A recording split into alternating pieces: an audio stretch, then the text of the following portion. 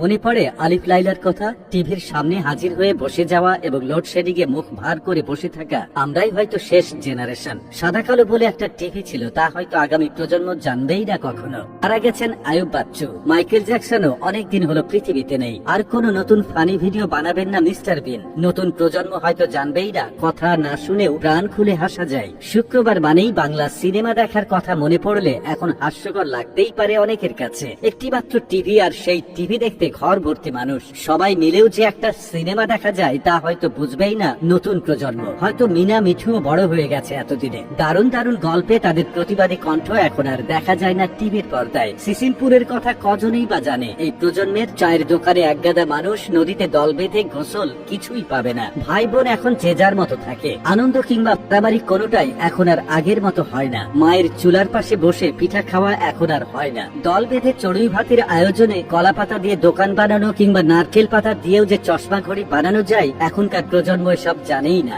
আক্ষরিক অর্থেই এই পৃথিবীর সব থেকে ভাগ্যবান জেনারেশন আমরাই, যারা 90-এর মাঝামাঝি থেকে 2005-06 অবধি শৈশব কাটিয়েছি। আমাদের সময় এমন একটা ঘড়ি ছিল যেটা হাতে দিয়েও গোসল করা যেত। পেঁপের ডাঁটি দিয়েও যে টিউবওয়েল বানানো যায় তা এখনকার জেনারেশনের কজনই বা জানে। হারিকেন কিংবা মোমবাতি ছিল পড়ার জন্য একমাত্র আলোর ব্যবস্থা। এখনকার প্রজন্ম তা হয়তো জানেই না। সন্ধ্যা নামলে উঠানে বড় আসন পেতে পরিবারের সবাই মিলে দাদা দাদি কিংবা নানা নানির মুখে হাজারো গল্প শোনা আর আকাশের চাঁদ তারা দেখা এখনকার জেনারেশনের কতজনের ভাগ্যে জোটে। সালমান শাহ আর কখনো বাংলা সিনেমায় আসবেন না। রাজ্জাক, রাজীব, হুমায়ুন ফরিদ সহ সবার অভিনয় কি অসাধারণ ছিল। টেলিসামাদ, দিলদাররা তো অনেক আগেই চলে গেছেন। আমরাই হয়তো শেষ জেনারেশন যারা মাঠে খেলতে, বল কেনার জন্য সবাই মিলে টাকা জমাতাম। একটা ব্যাট কিনতে আমাদের অনেক কষ্ট হতো। নিজের বলতে কোনো মোবাইল ছিলই না। তথ্য আদান প্রদানের একমাত্র মাধ্যম ছিল চিঠি। আমরাই একটা নড়বড়ে দলকে চোখের সামনে মাথা উঁচু করে দাঁড়াতে দেখেছি।